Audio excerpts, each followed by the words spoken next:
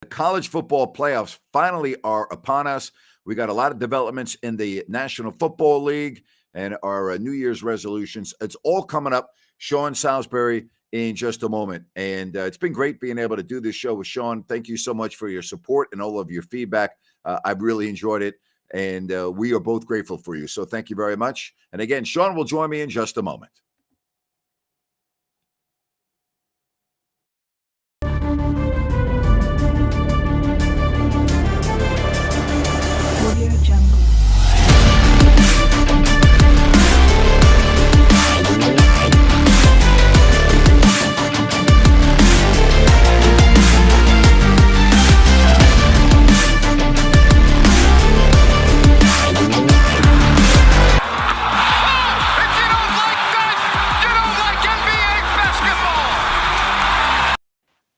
And we start. Sean, Happy New Year, buddy. So great to have you on. So great to be able to do this with you a couple times a week. And, man, we got a lot to talk about.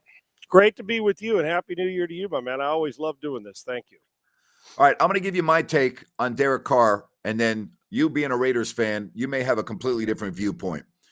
I don't think Derek Carr is the problem with the Raiders, but I also don't think he is the solution.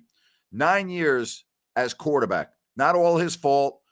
One playoff appearance for him. Last year, played well, lost, okay?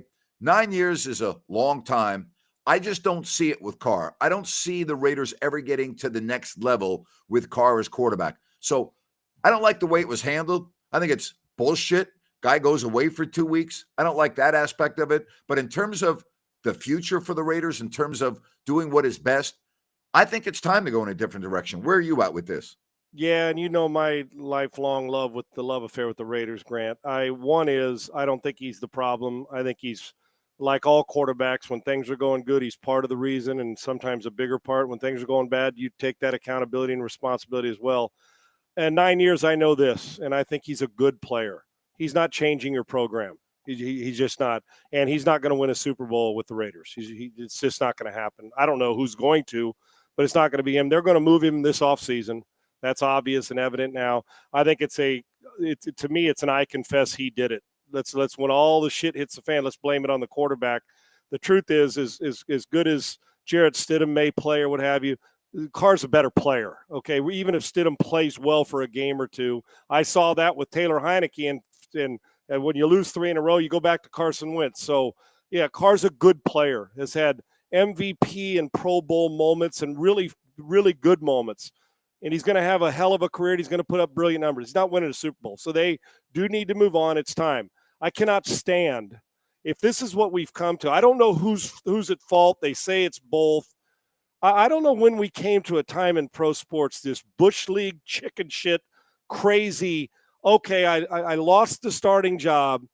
Now, if the Raiders are sending him home because they're afraid of a distraction, then quit bullshitting me and telling me he's been a great leader for 9 years. And then when I hear Josh McDaniels say, oh, he's been great, he'll do anything we ask of him. Why is he leaving the building? Shouldn't he give the same support to the guys there? If Derek Carr asked to go home because he couldn't handle losing his job, then the dude then stay home, we'll trade you. Then that's weak as hell. I mean, who's that soft if that was the case? If it was them saying, Derek, we want you to go home, if I'm Derek Carr, I fight my ass. I'm not going home. I get paid $30 million plus a year. This guy needs my eyes and ears. There's 2 games to go. That only a coward would go home when asked to without at least fighting about it. And I don't think Derek Carr's a coward. So wherever it's coming from, you lost your job. They benched you. Of course, they're blaming it on you, which is not right, but that's unfortunate the way it goes. You don't leave the building. You don't go home. You don't go to the golf course last 2 weeks. You do what every single person on the planet should do. Collect your paycheck, bust your ass to help Jarrett Stidham and whoever else is playing, and be a support system like you're supposed to. What distraction? Because you're standing on the sidelines? If there's that much distraction, that tells me the head coach and the front office don't know how to handle it either. I think all around, I don't know whose fault it is and why he's home. I think it's a chicken shit, coward, weak-ass move by the Raiders, and that's exactly – now, if you want to not play him, I understand that part. I don't have a problem with that. Yeah, because But if he gets hurt, you owe him $40 million. So you're right, okay with that aspect of it. right. If you're going to trade him, I understand why you're sitting him. Don't put him in street clothes and make him the inactive quarterback. But he Yeah. should be at practice. His ass should be in the meetings. So I don't know if it's him or anybody else, but this is why organizations lose, Grant.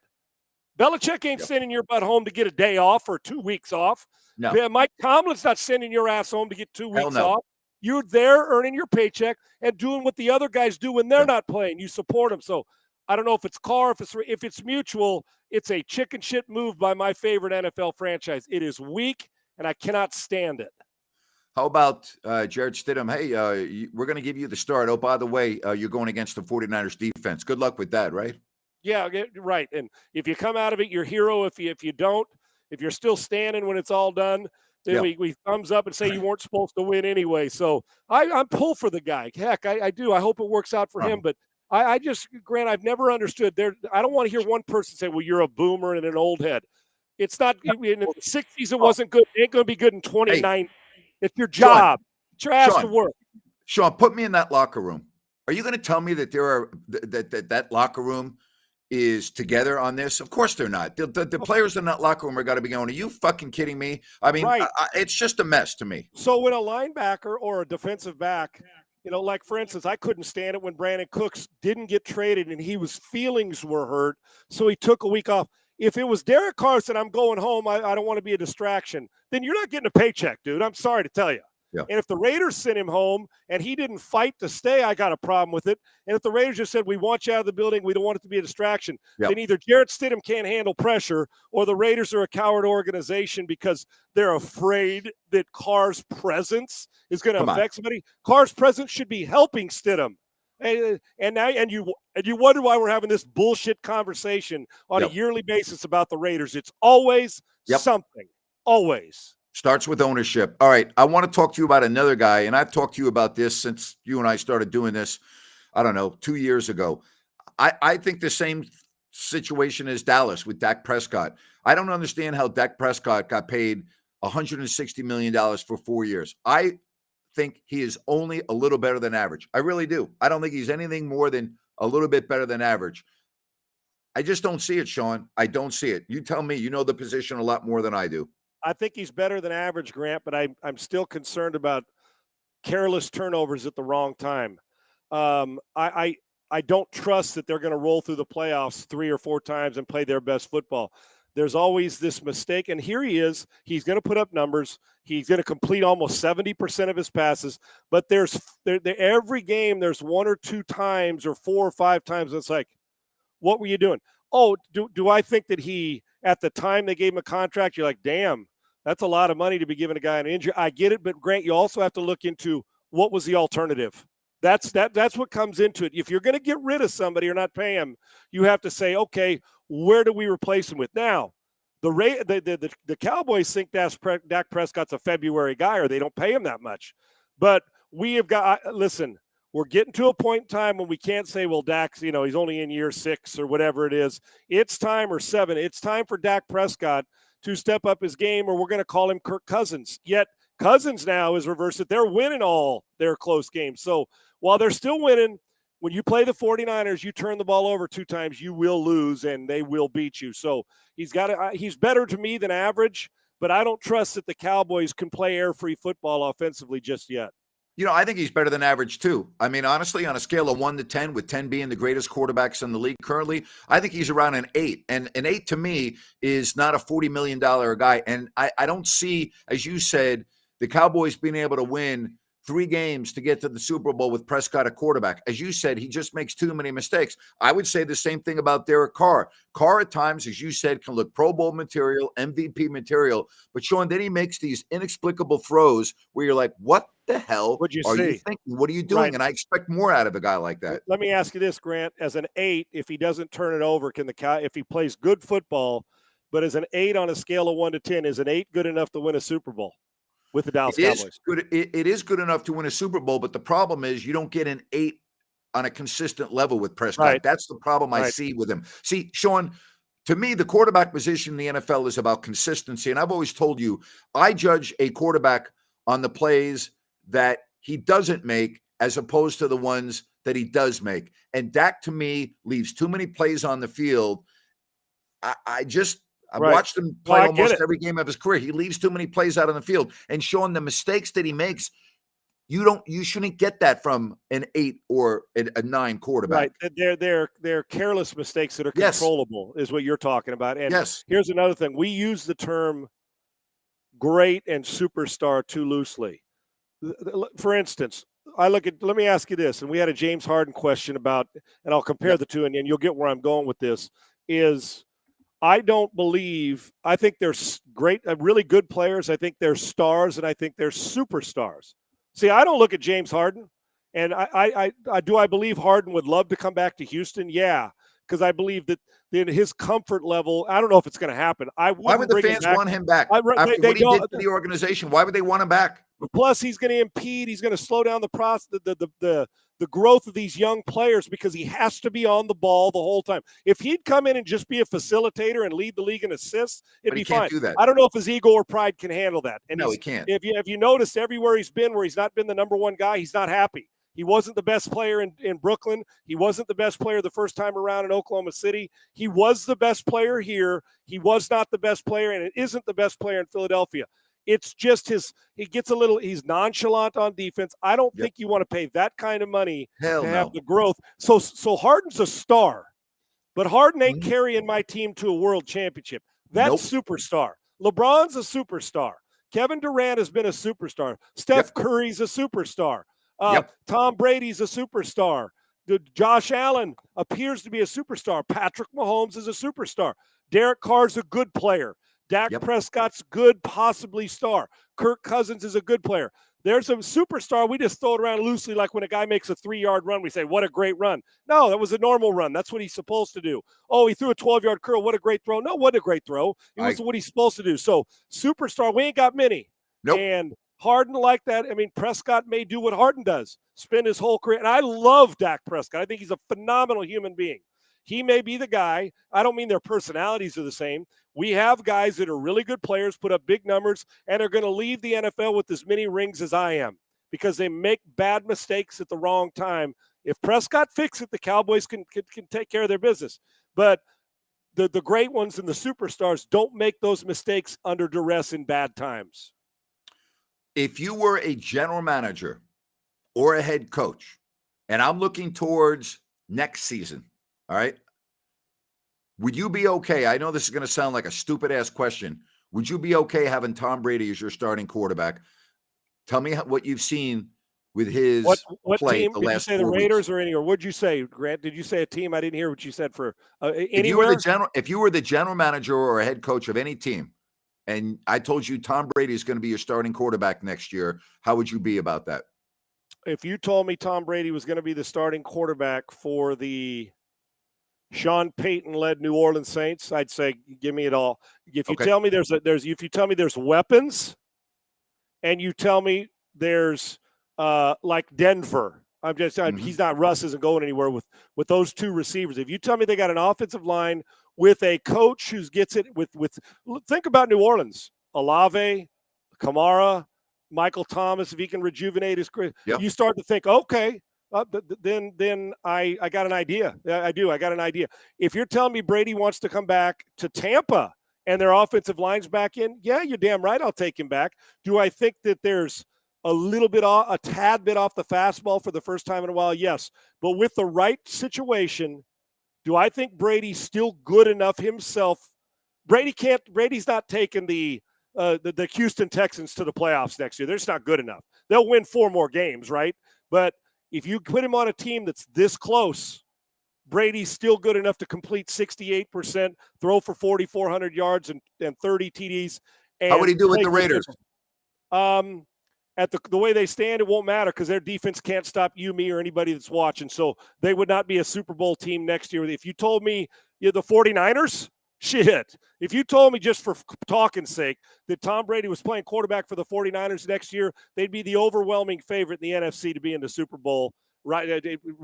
Quite frankly, maybe regardless of the quarterback. You put Brady there for one season and to do it right, yes. And, John, to answer your question, does anybody talk basketball on your radio show in the morning? We talk it all the time. I'm a diehard basketball fan.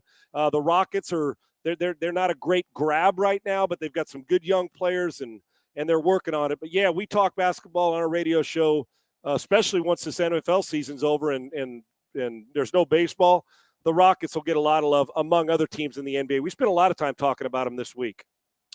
Speaking of baseball, and we're going all over the map here, but it's very topical. Carlos Correa in that situation. It's going to be very interesting to see what happens with that. Of course, people thought when he left Houston, oh boy, well, the Astros actually got better. It's very odd what happened there. And Pena's done nothing. Well, every single big series Pena's been in, he's been the MVP, Grant, as a rookie. Listen, I like Carlos Correa. I wouldn't touch 10 years with a friggin' 10-foot pole. I said it when he was here. I said, if Jim Crane, don't let him put the opt-out in it. Let him go for $35 million a year. He ain't going to be playing shortstop, let alone now, because they want him with the Mets to play third base. Carlos Correa is a tremendous player for 5 years or 6 years. For 10 years, he wouldn't sniff a 10 year. I'd pay him $33 million for 5-7 years, sure. 10 years, I wouldn't touch him with a 10-foot pole, and you ain't going to get anything out of him when he's 38 years old playing on defense if you're lucky enough, if he's healthy enough to play 110 games. The question from Stan is the New York Giants. So, all right, let's move along. The New York Giants for who? For who, Grant? For Brady? Was he referring to Patrick Graham? I don't know. I don't know what question you're talking about. I'm a little lost. The Raiders defensive coordinator. Oh yeah, didn't he come from New York? I thought wasn't he a Giant? Yeah. That's what I said. Yeah. Oh, okay, I didn't know what you were talking about. No. So we got some interesting games, and the Giants to me are, I just think this is such an amazing story. And I'm not saying this because I'm a Giants fan. The Giants were a lost franchise last year and the years preceding that after they won the Super Bowl in 2011. Really, they've been terrible. It's just amazing to me the impact that a coaching staff and a head coach and Brian Daboll can have on a football team. And if the Giants beat the Colts on Sunday, they're in the playoffs. And if somebody had told you before this season began that Brian Daboll would take the Giants to the playoffs, you would go, dude, you need to go get a drug test, okay? Right. That's not happening. This has been an amazing turnaround, especially, Sean, this team has been decimated by injuries, and Daniel Jones really doesn't have any wide receivers to throw to for all intents and purposes. They have had issues on the offensive line. They've had their two best defensive backs off the field for the final 6 weeks of the season, and that will continue on Sunday. I just think it's incredible what he's done. And at this stage, isn't Kenny Golladay stealing money? Oh, yeah, think? 4 He's years, the most overpaid player in the National Football League. Right, and he was really good in Detroit for a minute. There's nothing happening, and since he's been there, right, it's been kind of like, what the hell? Awful. Brian Daboll has done a great job of maximizing what I say all the time, maximizing the building, getting the most out of guys. He's squeezing every ounce of talent out of the turnip, man. He is, and that's the sign of a good coach. Listen, I understand talent matters. If you don't have talent, you're not going to sustain much greatness in any sport. But guys who come in and impact it right away, he's got a good staff. They're going to beat the Colts because the Colts are not a good football team. They if they play their best or close, they're going to beat the Colts. I think it's a marvelous tournament, and they've added hope again. And it's not just hope that thanks we're lucky to be here. I think Daboll actually went in and said, I'm going to make this work immediately. But in private over a cold beer and a cigar, Grant, he's got to say, we've overachieved this year with what we have, which tells me what's going to happen when they get better. If the culture is this good moving forward, he's changed the thought process a lot. Brian Daboll's done a hell of a job. Rookie coaches making that kind of impact with the lack of talent and injuries has been pretty marvelous, and it's fun to watch. Another big opportunity for the Big Ten to show that they belong on the field with the SEC. All right. So let's talk Georgia, Ohio State. Break this game down for me, Sean.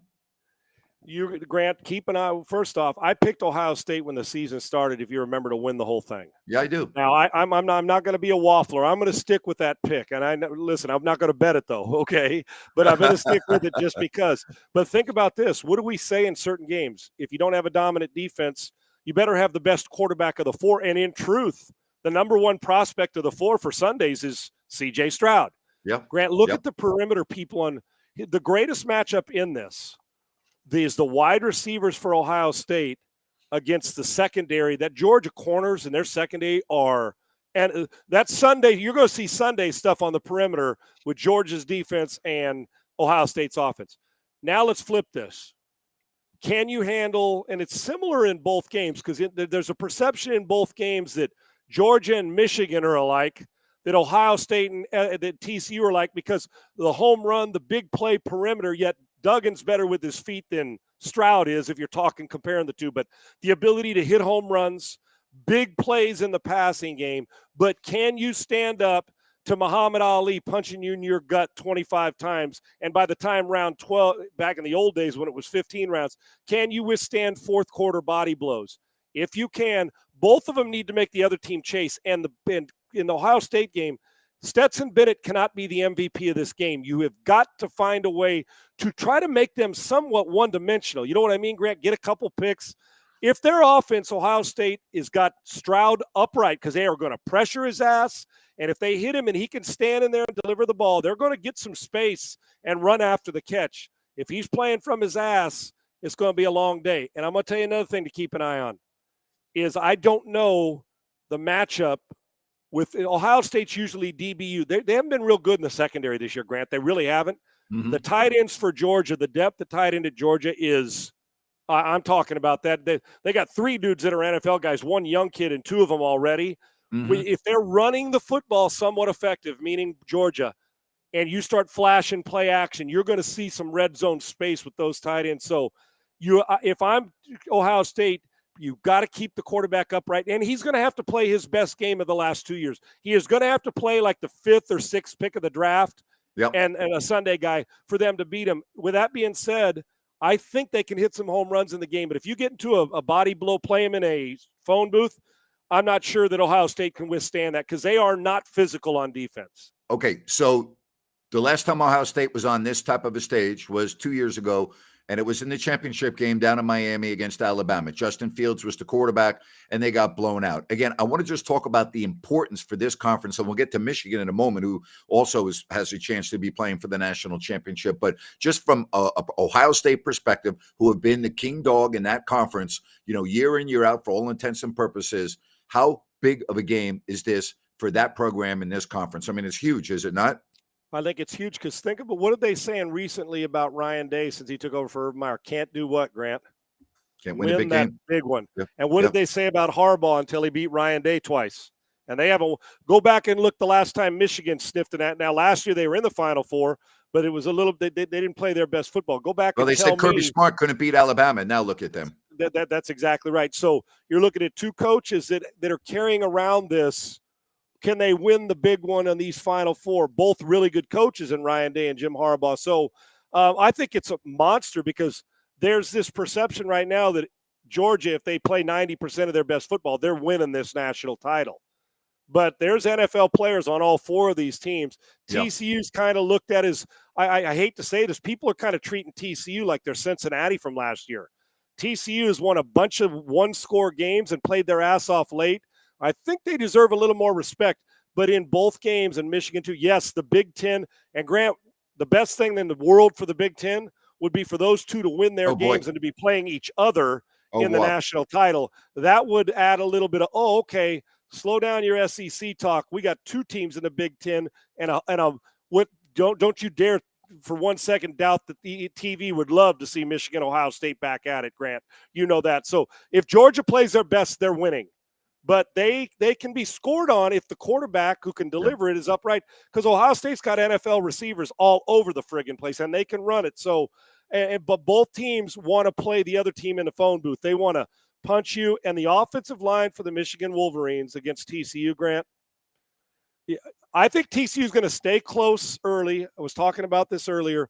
The question is, can they handle Michigan's downhill physicality? Ohio State got ego-filled and tried to man them and blitz them, and J.J. McCarthy hit the home run with like 3 or 4 big plays.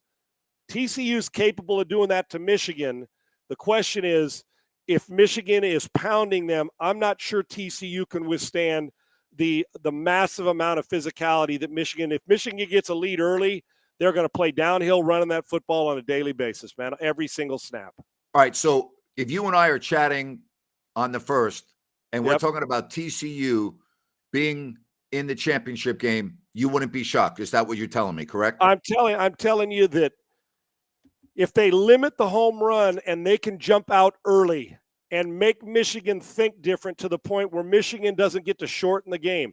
Because the thing about it is, think about the guts of the quarterback for TCU. Most guys would have transferred, Grant, after what he went through at the beginning of the year. Sonny Cumbie, his coordinator, left. Gary Patterson left. He went through two illness, a blood clot, lost his job, got his job back. By that time, 80% of America would have transferred. Heisman Trophy finalist, has his team undefeated all year, finishes second in the Heisman, and has got guts coming out of his pores, and the respect factor. Do I think Michigan's going to win? Put it this way. I believe both games are fourth quarter games. I think TCU, I do. I think, and if TCU should not go into this game, I think Michigan's going to win. But if I'm TCU and I'm Sonny Dykes on this part of it, I go in saying, why are we taking a back seat? We got beat by the 10th ranked team in the country in overtime in the Big 12 championship. Why the hell do we need to worry? I mean, we're just as finesse as Michigan is. The question is, nothing's worse than having your soul stripped from you physically. I can handle a lucky punch and come back from that. It's the physical beatdown. You got to make Michigan get out of what they want to do. Change their plan and make them have to throw. On the other side, Ohio State wants to throw it. If you protect the quarterback, they can throw it 40 times and get some big plays out of it. I think a Big Ten finals, a Big Ten final can happen. I think both teams are going to hang around. Ohio State's going to have to play the best game they've played in 2 years to beat Georgia, and there's going to have to be a few out-of-body experiences on the front seven for TCU to stop Michigan's offensive line.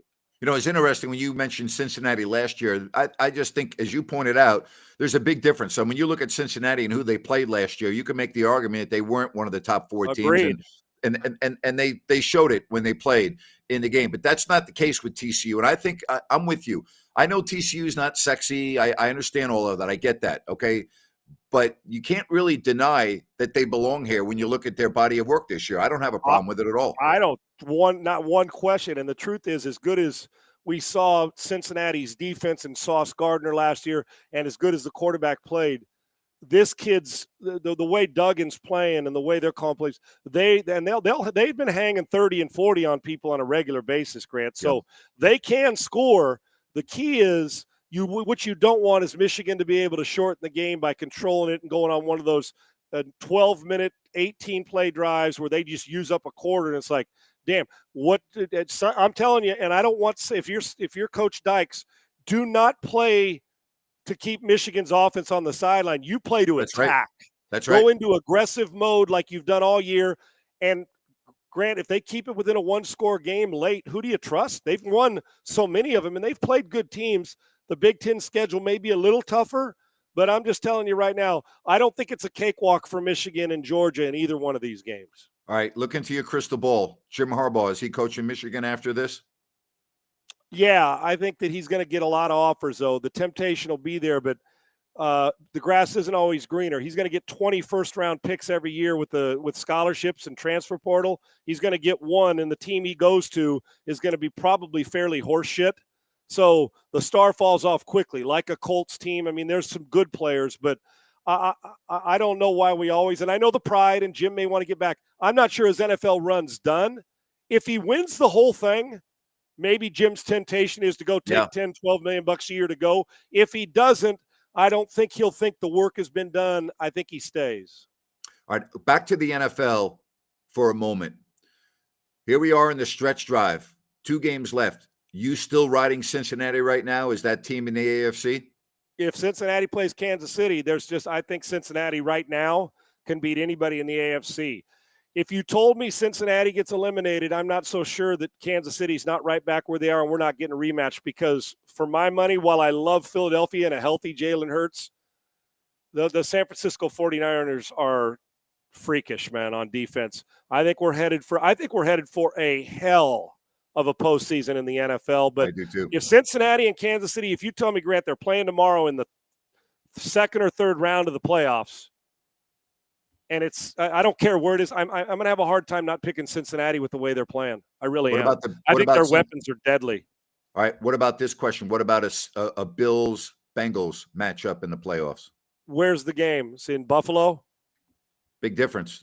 Yeah, I'll tell you, if the game's in Buffalo, I'll take Buffalo. Not that Kansas City's not a great home field advantage. I just think there's a chance to get much worse weather in Buffalo.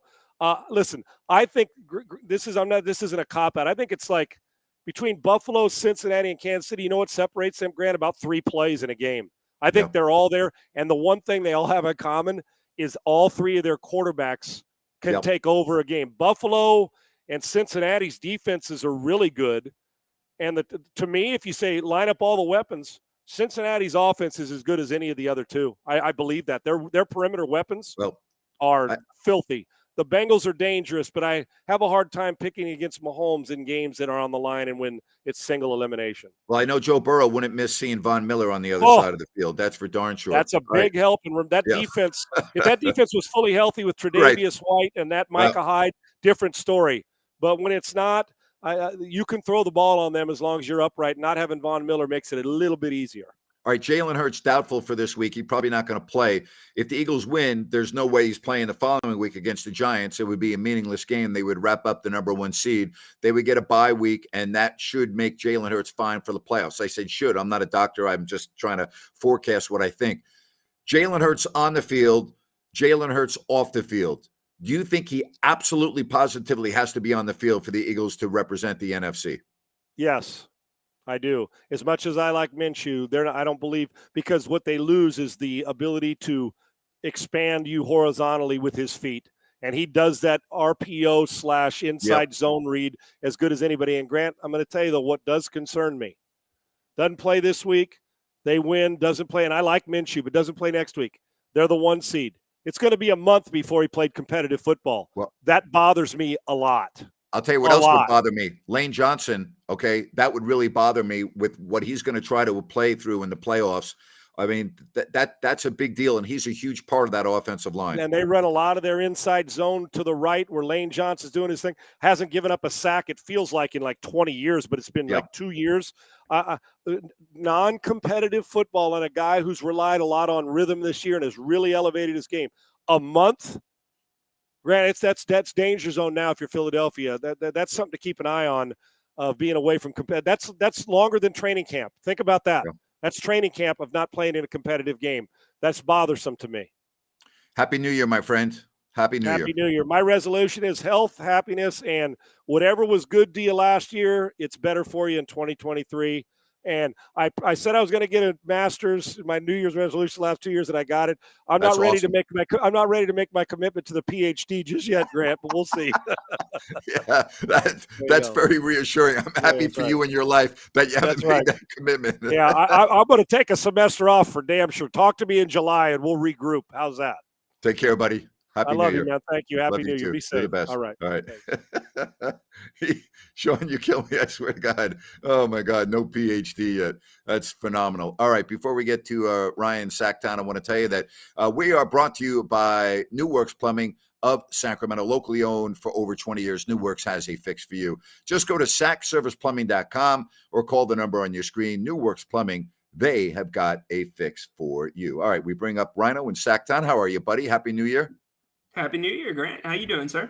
I'm doing good. We got the final game of 2022 tonight for the Kings, and a win makes this not a bad homestand. Not great, but you salvaged it. Similarly, what happened on the last road trip when they were 1-3 and they won at Toronto and won at Detroit. Same thing here. If you can, follow up what you did on Wednesday night with the 1-point win against Denver and beat the Jazz tonight, you've withstood the storm, in my opinion.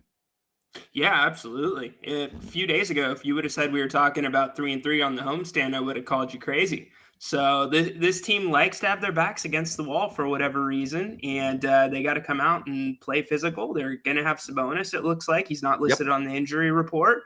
Yep. And, it'd be great if they can go 3-3. It's going to be a loud crowd tonight. I'm looking to light that beam. And again, the Kings after this go at Memphis and they go at Utah again. So, the difference in this, if you win tonight, even if you lose those 2 road games, you come back home 2 games over 500. If you lose this game tonight, you could come back as a 500 team on this road trip. So this is a huge game tonight for Sacramento. Yeah, absolutely. And like you said, 2 out of 3 with the Jazz. The Jazz aren't any pushovers. Lauri Markkanen is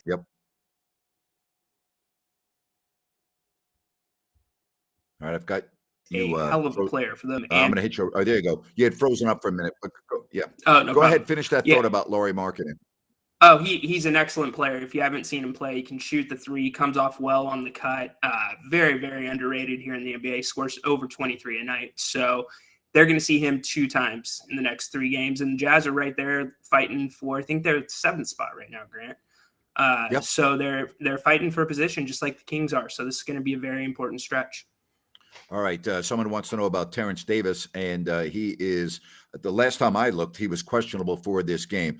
The Kings and the start of the game, and I don't want to put it all on Keegan Murray because that would be unfair. Yeah.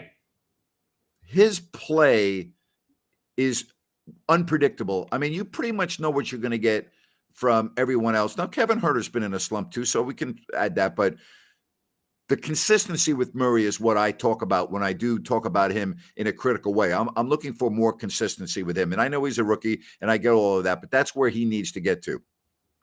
Yeah, Grant. Keegan's an easy one to look at because it feels like he's just kind of doing the same thing. He's coming off the screens and he's hanging out around the 3-point line. So he's one of those guys I think he really needs to see the ball go through the net, and he needs to get a little bit more involved. He could really benefit from some one-on-one time with Harrison Barnes using his body because Keegan's not a small kid. He's 6'8", I believe about 6'8". That's right. No, So yeah, he has to be that player for the Kings. They need a third option, whether it's him or Huerter, in that starting lineup that they can go to for a score. All right, Mike Brown will be coaching the team tonight as he is out of whatever the hell they call it, the health and safety protocol. So he'll be back on the he'll be back on the bench tonight. And you know, the one thing the Kings defensively, you know, again the other night without 2 starters on the floor for Denver, they allowed 75 points in the first half, which is so puzzling. So, you know, to me, I know the Kings are going to score, but generally speaking, you're not going to win games allowing 126 points like the Kings did the other night. They got fortunate. That's not a recipe for success. No, especially not with the way they've been shooting the 3 ball. Yeah. That's a big thing. And when you look at Utah, like I said, they're 4th in the NBA in offensive rating, and they take great shots. They wait for a great shot. So that means the Kings are going to be having longer defensive possessions, which means you're playing a little bit harder, and that can affect your jump shot. So the defense has got to be there, and they've got to push their pace on Utah and not let Utah get set up. We're also brought to you by Fosters and Paws, a group of animal advocates. They work primarily with dogs in shelters. They're looking for fosters. They're looking for adopters. They do great work with young people as well, teaching them the lifelong benefits of animals. fostersandpaws.org/adopt. All right, we're going to be, we got a busy weekend. We'll be on after the game tonight. I've got my Listen App show, and we will put a wrap on 2022, man. Can you believe it? Hard to believe, isn't it? I can. It flew by, Grant. It has been a quick year, but here's to a better 2023, bid. Yeah. Yep. This is interesting. Looking at the schedule, I would agree with that, but I thought that was the case on this homestand, and they lost to 2 teams that were at the bottom of the standings in the East, both Charlotte and Washington. So, you know, I think maybe we make too much out of the schedule. Maybe with this team, as you've said, Ryan, they played at the level of their competition. Maybe you want better teams. Maybe that's a better recipe for success for the Kings than playing the lower echelon teams in the league. Yeah, it could be. I mean, they are proving that point to a degree, but even further, I don't really look at the schedule as much. I look at the way they're playing in consistency because it's about how the Kings play the Kings. And sure, they've got Houston a couple times later in January at home, but it's all about what the Kings do. If they play up to the level they are capable, then, you know, sky's the limit. Let's put it that way. All right. For those of you on the stream, if you wouldn't mind hitting the like button, and if you have not yet subscribed, do so. You get all the content right there, 2023, where you'll know everything that I'm going to be doing with Ryan or myself. So it's all good, and really appreciate that. So, all right, buddy. Well, here we go. All right. We got 1 game left. You and I will enjoy talking about it. I'll be back on the stream. We'll break it down after the contest tonight and get you ready for the new year. And hopefully we're talking about a much better performance. And I really mean that. I've been very open about this. I was much more impressed with the Kings Tuesday in their loss than in their win against Denver on Wednesday. So we'll see if they can put it together tonight. Thanks, buddy. Always appreciate your feedback, your insight, and we'll do it again in a couple hours. Absolutely. Thanks, Grant. All right, good stuff right there from Ryan in Sacktown. And again, don't forget, right after the Kings game, right back here. Really appreciate all of you. For those that will not be able to join me tonight, thank you so much for your support. It means the world. Really appreciate you joining me right here on If You Don't Like That with Grant Napier. Happy New Year. So long, everybody.